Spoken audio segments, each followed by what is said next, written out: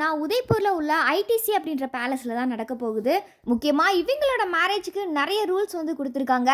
குறிப்பா மொபைல் கூட அங்க அலௌடு கிடையாது. இவங்களோட இந்த வெட்டிங் ஃபங்க்ஷனுக்கு பாத்தீங்கன்னா அதிகபட்சமா 100 பேருக்கு மட்டும்தான் அழைப்பு விடுவித்திருக்காங்க. இந்த நிலையில இவங்களோட மேரேஜ் 2 கலாச்சார முறைப்படி நடக்க போகுது. இதுல ஃபர்ஸ்டா இன்னைக்கு காலையில விஜய் தேவரகொண்டா குடும்ப வழக்கப்படி தெலுங்கு ட்ரெடிஷன்ல மேரேஜ் பண்ணிக்க போறாங்க. இதை தொடர்ந்து இரண்டாவதா இன்னைக்கு ஈவினிங் பாத்தீங்கன்னா ராஷ்மிகாவோட குடும்ப வழக்கப்படி கொடகவ முறையில மேரேஜ் பண்ணிக்க போறாங்க. இவங்களோட இந்த திருமணத்துக்கு வந்த எல்லா விருந்தினர்களுக்குமே பாத்தீங்கன்னா தென்னிந்திய முறைப்படி வாழை இலையில தான் ஃபுட் வந்து பரிமாற போறாங்க. அதாவது நாட்டுக்கோழி புலுசு, ஹைதராபாத் தம் பிரியாணி, கடும்பட்டு, பாண்டிக்கறி உள்ளிட்ட பல வகையான உணவுகள் தயார் செஞ்சிருக்காங்க.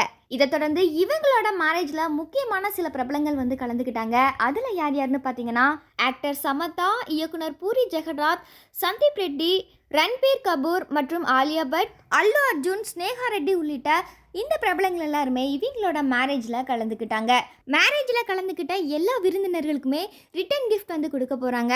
அதுலேயும் ஸ்பெஷலாக ஒரு வெள்ளி நாணயத்தில் விரோஸ் அப்படின்ற லோகோ வந்து பொறிக்கப்பட்டிருக்கு. அந்த நாணயத்தை பார்த்தீங்கன்னா வர விருந்தினர்கள் எல்லாத்துக்குமே திருமண பரிசாக கொடுக்க போகிறாங்க. விஜய் தேவரகொண்டா மற்றும் ராஷ்மிகா இவங்களோட திருமணம் பார்த்தீங்கன்னா இன்னைக்கு கோலாகலமாக செலிப்ரேட் பண்ண தொடங்கியிருக்காங்க. இவங்களோட இந்த திருமணத்துக்கு ரசிகர்கள் பலருமே வாழ்த்துக்களையும் தெரிவிச்சிட்டு வராங்க.